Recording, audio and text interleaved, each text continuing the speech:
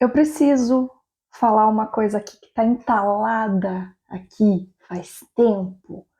E eu até pensei, eu falei assim, deixa pra lá, isso vai se resolver sozinho.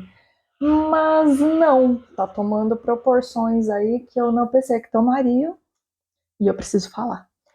Fiz eu um vídeo sobre arcano pessoal, como você descobre seu arcano pessoal e etc, etc, de maneira o mais despretensiosa possível.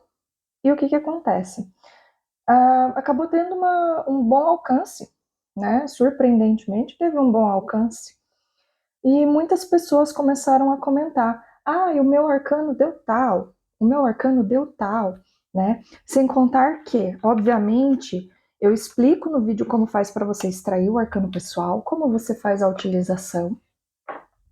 E as pessoas comentavam, perguntando exatamente aquilo que eu havia acabado de explicar no vídeo.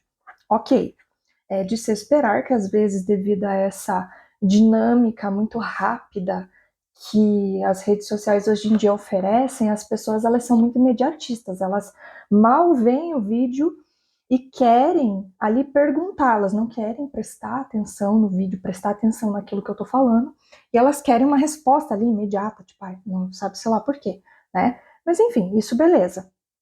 Só que também tinham muitas pessoas falando, o meu deu tal, o que significa? O meu deu tal, o que significa?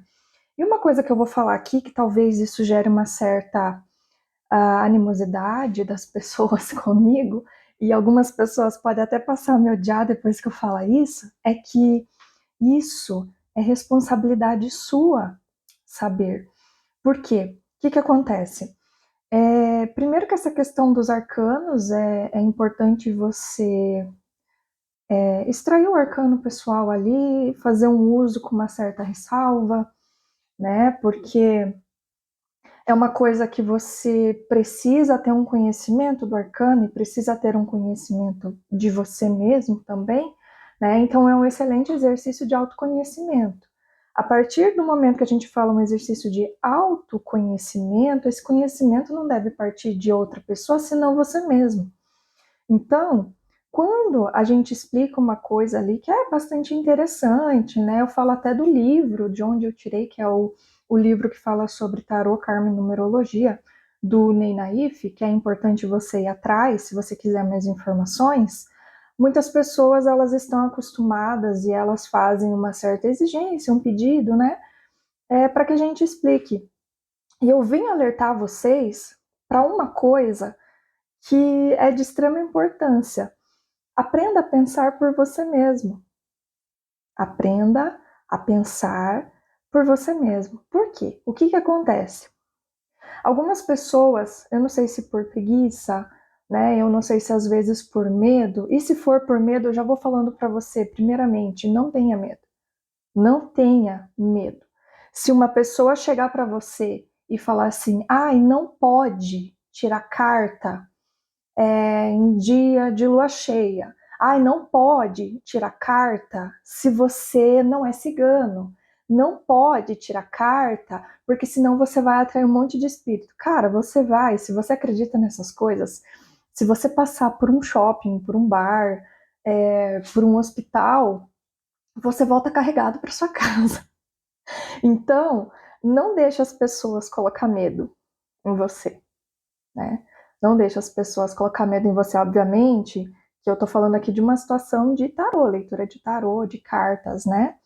Então, basta você estudar, você se dedicar honestamente e fazer as leituras, fazer a interpretação dos símbolos, tá? Infelizmente, ou felizmente também, tem muito essa mistura mística do tarô com magia, com bruxaria. Só que uma coisa eu digo, bruxaria e tarô são diferentes. A bruxa lê tarô, lê, mas nem toda pessoa que lê tarô é bruxa, tá? Então, quando a pessoa vai falar, eu vou fazer um feitiço e tal, ela tem conhecimento daquilo. Espero que tenha, pelo menos, né? Se você não tem, não faça. Né? Mas com relação ao tarô, não deixe que as pessoas coloquem medo. Porque o que uma pessoa ganha com o seu medo? Começa a se questionar por aí. O que essa pessoa ganha com o medo que ela implantou em você? Tá? E aí o que acontece? A partir do momento que você não pensa por você mesmo, corre-se o grande risco de você permitir que alguém coloque pensamentos em você. que alguém direcione o modo como você pensa. E eu falo isso com uma certa propriedade porque eu quase fiz parte de uma seita. Quase. Quase.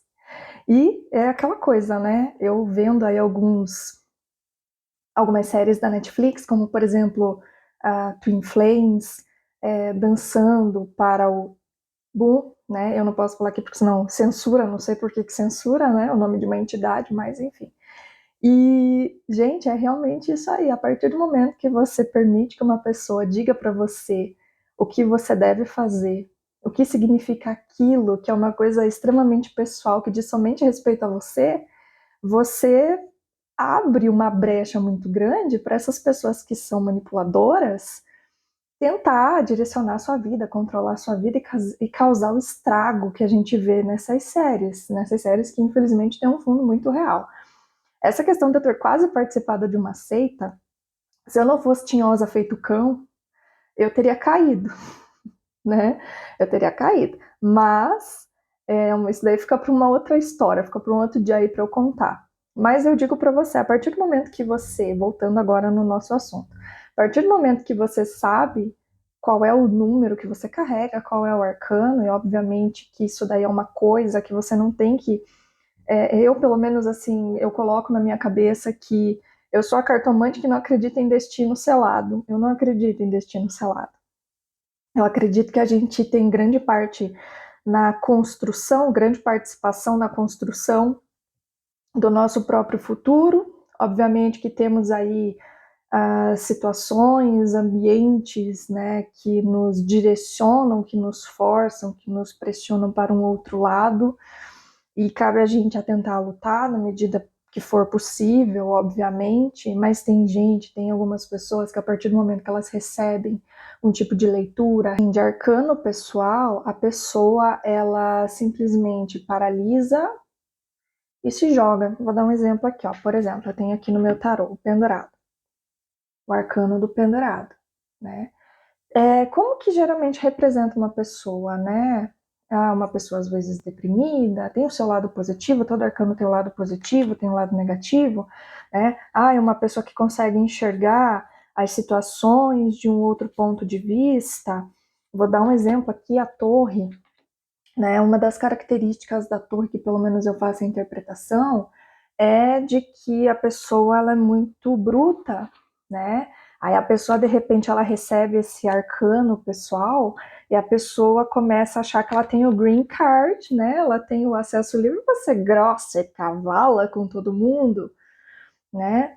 Então, gente, eu peço do fundinho do meu coração, você que quer saber o seu arcano pessoal, se você não tem ânimo para fazer um estudo sobre os arcanos por conta própria, estudar, ir atrás, né? Ver quais são as características desse arcano que encaixam ali com você. Porque a partir do momento que você recebe um arcano pessoal, você pode tanto reforçar as características positivas e diluir as características negativas, contrabalancear as características negativas. Então, se você não tem este ímpeto de você buscar por você mesmo, aí fica um pouco complicado, fica um pouco perigoso, porque a partir do momento que você deixa uma pessoa dizer para você o que você tem que fazer, o que você é, aí já fica um pouco estranho, tá? Então eu gostaria de falar sobre isso. Eu fico muito contente, obviamente, com o alcance, né? Porque eu fiz ali da maneira mais despretensiosa possível, teve um alcance até que legal.